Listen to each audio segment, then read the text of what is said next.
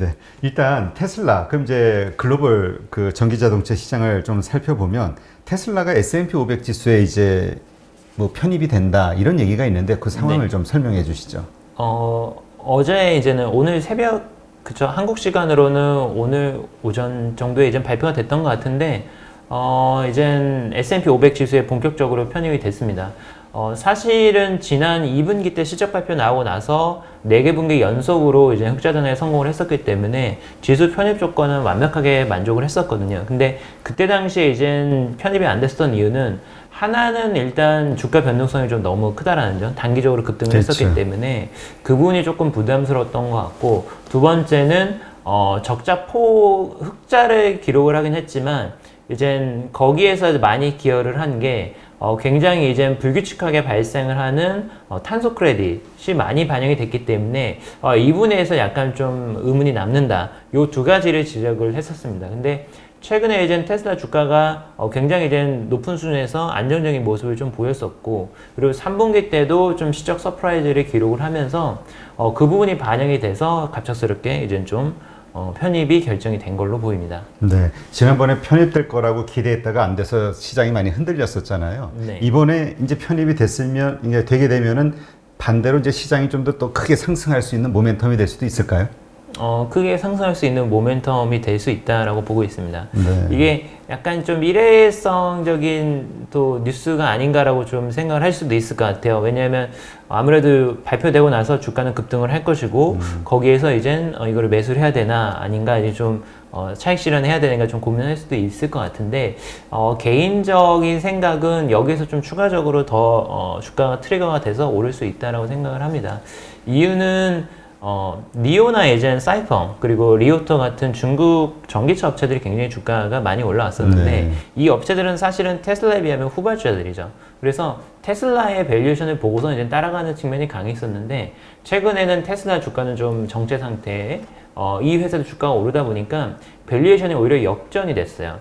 내년도 기준으로 봤을 때 오히려 중국 EV 업체들 밸류에이션이 더 높습니다. 그래서 지금 내년도 기준 PSR이 뭐 10배 이상 되고 있고, 테슬라는 아마 9배 정도, 내년도 PSR 9배 정도 지금 평가를 받고 있기 때문에 오히려 지금 테슬라가 디스카운트를 받고 있다. 그래서 S&P 500 지수 편입이라는 어떤 수급적인 이슈가 해소가 됐다라고 한다면은 테슬라가 디스카운트를 받을 이유는 전혀 없다라고 보고 있거든요. 그래서 오히려 이제는 테슬라 주가가 이제는 좀 강하게 좀 오를 타이밍이 아닌가라고 좀 개인적으로는 생각을 하고 있어요. 네.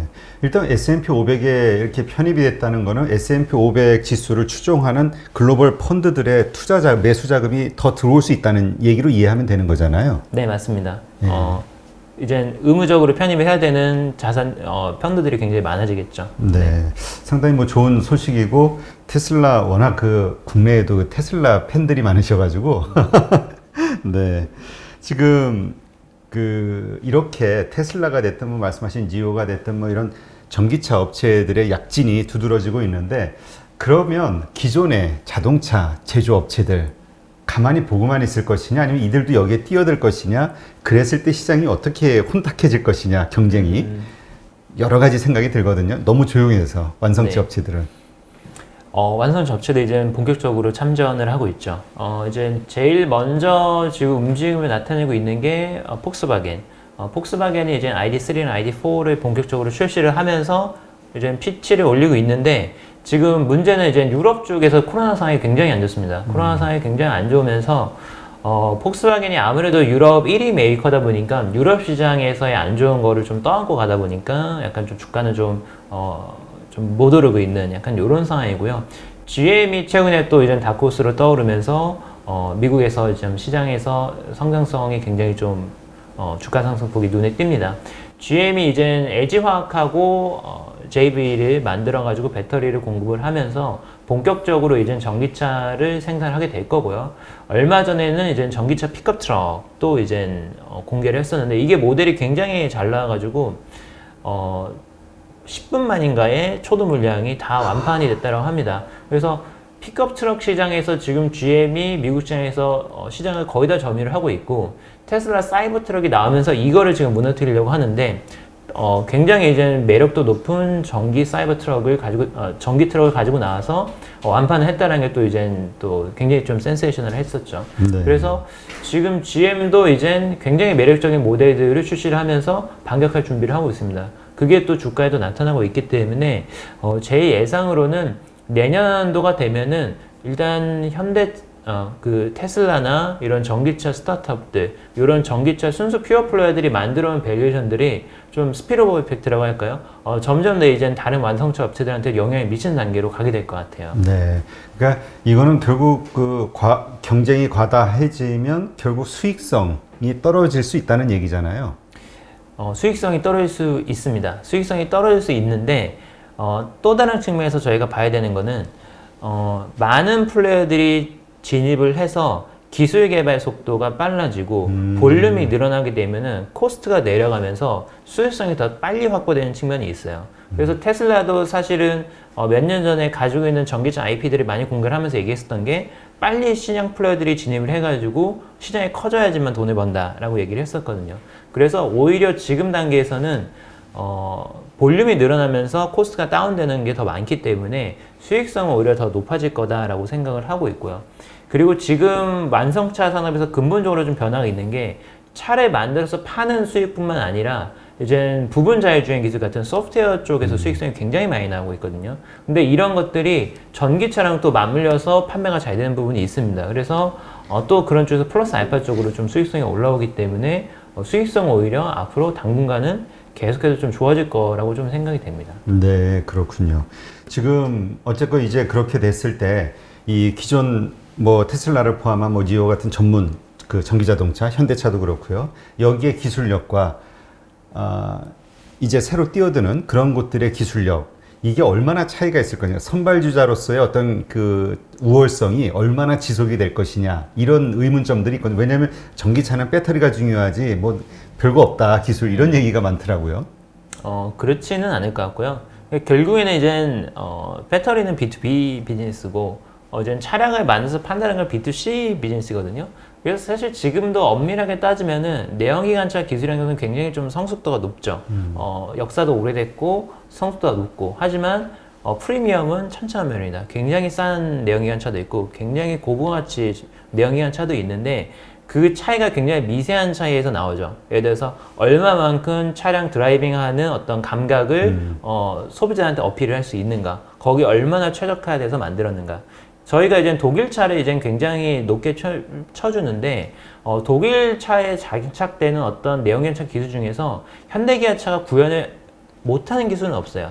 다 구현을 할 수 있지만 실제로 드라이빙 해봤을 때 독일 차를 만들었던 그대들의 어떤 노하우, 어떻게 보면은 경험을 통해서 쌓아진 그 미세한 차이들을 따라갈 수는 없는 거거든요. 그래서 결국에는 B2C 비즈니스는 어떤 기술은 누구는 보유하고 누구는 없어서 이게 절대 못 따라가, 이런 상황이 되지는 않을 거예요. 하지만 그 미세한 차이가 브랜드 차이를 낳고 그리고 소비자의 선호도를 가르면서 굉장히 크게 좀 벌어질 거라고 생각을 합니다. 그래서 이 부분은 B2C에서 어떻게 소비자를 공략하느냐 굉장히 중요한 문제가 될 것 같아요. 그리고 일단 선발주자들이 그 선발 그 뭐라 그럴까, 우월성을 충분히 가지고 있다, 이렇게 봐야겠네요. 브랜드 이미지 측면에서도 앞서 나가고 있고 포지셔닝도 훨씬 더 잘 되어 있고요. 그리고 노하우도 많이 쌓였기 때문에 앞서 나간 부분은 분명히 있다고 생각을 합니다. 하지만 그 갭이 지금 뭐 못 따라갈 정도냐 하면은 그렇지는 않은 것 같아요. 네. 그렇죠. 이게 사실 지난번에 그 자동차 폭발, 그 배터리 폭발 사고가 있었잖아요. 네. 그래서 이게 현대차 잘못이냐, 뭐 LG화학 잘못이냐, 이 이슈가 좀 있는데 네. 어떻습니까? 이와 관련 이런 어떤 그 안전성 문제가 계속 이슈가 대두가 된다 그러면 네. 이것도 역시 좀 부정적이잖아요. 이 전기차라는 맞습니다. 시장 자체에 대해서. 굉장히 부정적이고요. 사실은 이게 누구 책임이냐를 좀 많이 따지는 분위기로 되고 있는데 사실은 이게 둘 다 네거티브합니다. 이게 LG화학한테도 굉장히 부담스러운 이슈고 현대차도 굉장히 부담스럽거든요.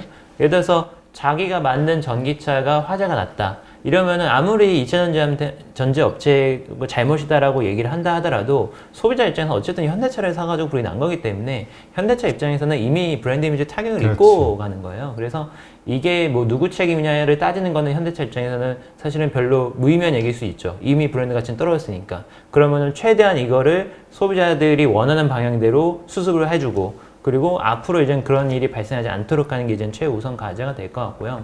근데 지금 이제 전기차 화재가 나는 원인들을 생각을 해보면은 원인이 뭐냐.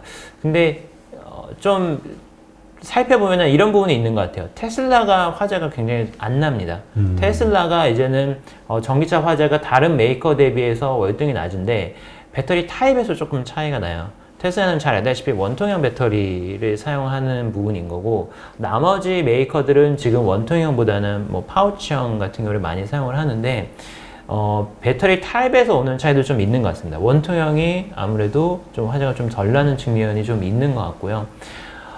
그 외에 다른 부분들은 이제는 저희가 이제 이런 화재 사고가 났었을 때 화재 부위가 어디부터 시작됐는지가 상당히 좀 중요한 것 같아요. 일단 화재가 나버리면은 대부분이 이제 전소가 돼버리기 때문에 사후적으로 누구 잘못이냐를 따지기가 굉장히 어렵습니다. 그렇지. 굉장히 어렵고 실제로는 이게 시작 부위가 이제 저희가 이제 충전을 하게 되면은 충전 부위부터 해가지고 안에 전기 시스템 쪽으로 쭉 들어가잖아요.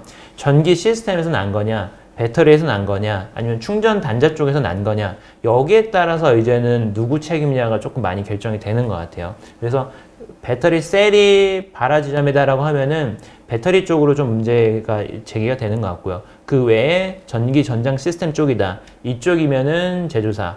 그리고 뭐 외부 단자 쪽으로 가게 되면은 요즘에도 좀 그런 이슈가 있는데 옛날에는 충전소 자체가 굉장히 노후화돼가지고 설비 자체가 굉장히 안 좋은 경우가 좀 많았었어요. 그래서 외부에서 또 문제가 되는 경우가 있었습니다. 그래서 이런 것들이 발화지점의 원인에 따라서 좀 귀책 사유를 따지는 경향이 좀 있는 것 같습니다. 네. 그 하여튼 어쨌건 뭐 브랜드 이미지는 이미 망가졌지만 법정에서 누구 책임인가를 가려야 그나마 좀 그 책임에서 조금 더 자유로울 수 있겠네요. 브랜드 이미지는 이제 사후 관리를 통해서 회복을 해야죠. 이제 리콜 해주고 그리고 보상을 해주고 그리고 이제 다음에 나오는 차는 이보다 더 훨씬 더 매스 볼륨으로 나올 거니까 거기에서 또 얼마나 좋은 차를 또 가지고 나오느냐. 요게 또 중요할 것 같습니다. 그러니까 분명한 거는 그 사고 원인을 분명히 찾아야겠네요. 그래 그 보완을 할 수가 있는 거니까. 맞습니다. 맞는데 쉽지 사실 않죠? 쉽지는 않고요. 그리고 쉽지는 않고 그리고 현재까지로 봤었을 때 그 2차 전지로 인한 사고들이 굉장히 이제는 좀 다발적으로 일어나고 있기 때문에 이게 뭐 현대차만의 이슈는 아니고요. 지금 글로벌리 웬만한 전기차들은 다 몇 해씩은 화재 이슈들이 있어요. 그래서 이 부분은 앞으로 계속해서 좀 보완해 나가야 되는 어느 시점부터 없어지기는 쉽지는 않을 것 같아요. 지금으로 봤을 때는. 지금 이제 그 전기차와 관련해서는 우리 앞전에서도 얘기 나눴지만 자율주행 시스템이 정말 중요한 어떤 역할을 하게 될 거라고 이제 이해를 하고 있는데 그런 차원에서 이제 현재 시장에서 가장 큰 브랜드 파워와 어떤 시장 장악력을 갖고 있는 테슬라를 과연 현대차가 경쟁에서 이긴다는 건 쉽지 않고 어떻게 뭐 경쟁할 만한 위치로 따라잡을 수 있을까? 이거에 대한 그 찬반 양론이 상당히 많더라고요. 어떻게 보세요? 충분히 따라잡을 수 있을 걸로 그래요? 생각을 합니다. 근데 따라하는 의미가 약간 테슬라를 넘어선다는 의미는 아니고요. 이제 어느 정도 포션을 차지할 것이다. 지금 현대기아차가 내연기관차 시장에서 가져가는 점유율보다는 조금 더 가져가지 않을까 저는 좀 이렇게 생각을 하고 있어요. 그렇게 좀 보는 이유는 그 앞서 말씀드린 것처럼 자동차 산업의 특징이 있습니다. 지금도 사실은 굉장히 각 국가별로 굉장히 이제 판세가 나눠져 있죠. 뭐 폭스바겐도 1000만 대하고 도요타도 1000만 대하고 GM도 1000만 대하고 중국 업체들도 이제는 치고 나오고 있고 이게 국가적인 특성이 있기 때문에 어느 한 플레이어가 사실은 다 가져가기가 거의 불가능하지 않나라고 좀 생각을 하고 있습니다. 아무리 테슬라가 굉장히 매력적인 전기차를 낸다고 하더라도 중국 업체들 생기고 한국, 독일, 일본 업체 생기면은 각각의 이제 영역을 가져갈 가능성이 굉장히 높다라고 저는 생각을 하고 있어요. 그리고 이런 기술적인 부분은 사실은 테슬라가 지금 앞서 나고 있는 거는 분명히 사실이고 완전 자율주행 분야에서 거기에서 이제는 도저히 따라나갈 수 없는 AI 기술들 뭐 이런 소프트웨어 기술을 개발한다 한다면은 그거는 정말 게임 체인저가 될 수 있을 것 같아요. 하지만 그런 상황이 아니라 단순 전기차로만 국한되어서 생각을 한다면은 테슬라가 지배를 하는 시나리오보다는 앞서 말씀드린 어떤 분산화된 구조로 갈 가능성이 높다라고 봅니다. 네. 그런데 이제 테슬라의 전략은 그 말씀하신 그 플랫폼을 장악하는 거, 그러니까 자율주행과 관련된 네. 그쪽에 포커스가 맞춰져 있는 걸로 지금 나와 있죠, 현재는. 자율주행이 굉장히 이제 중요하겠죠. 예. 그거를 얼마나 이제 완성 높게 구현해가 앞으로는 정말로 완성차 업체들이 사활에 걸릴 수 있어요. 근데 이거는 산업 구조 자체가 완전히 변화가 되는 게 그렇죠. 완전 자율주행이 구현이 되면은 사실은 이제 판이 바뀌게 됩니다. 그렇죠. 예를 들어서 이건- 저희가 뭐 어떤 뭐 누가 뭐 이제 어떤 고급차가 디자인이 예쁘고 뭐가 이런 거를 지금 많이 따지잖아요. 근데 내가 들어가서 그냥 조작만 하면 알아서 거기에 도착해 준다고 한다면은 사실은 차량을 소유할 필요 자체가 없을 수도 있어요. 그렇죠. 네. 그냥 그래서 필요할 때마다. 완전 게임 체인저가 되는 거기 때문에 그거는 완전 또 다른 차원의 얘기가 될 것 같아요. 그래서 우리가 이 전기차를 보면서 어쨌건 이제 현대차가 충분히 어떤 경쟁력을 가지고 글로벌에서 그 어떤 그 강한 브랜드로 떠오를 거를 기대는 하지만 어쨌건 이 자율주행과 관련된 분야도 특히 테슬라의 그 발전 속도를 계속 계속 서칭할 수밖에 없는 상황이네요. 맞습니다. 네, 알겠습니다. 네, 오늘 이렇게 해서 자동차, 이 한국 그리고 이 글로벌 이 전기차를 포함한 자동차 산업의 전반적인 상황에 대해서 한번 점검해보는 시간을 가졌고요. 많은 것을 이해할 수 있게 된 그런 시간이었던 것 같습니다. 네, 함께 해주신 유진투자증권 자동차 섹터의 연구위원이신 이재일 위원님께 감사드립니다. 고맙습니다.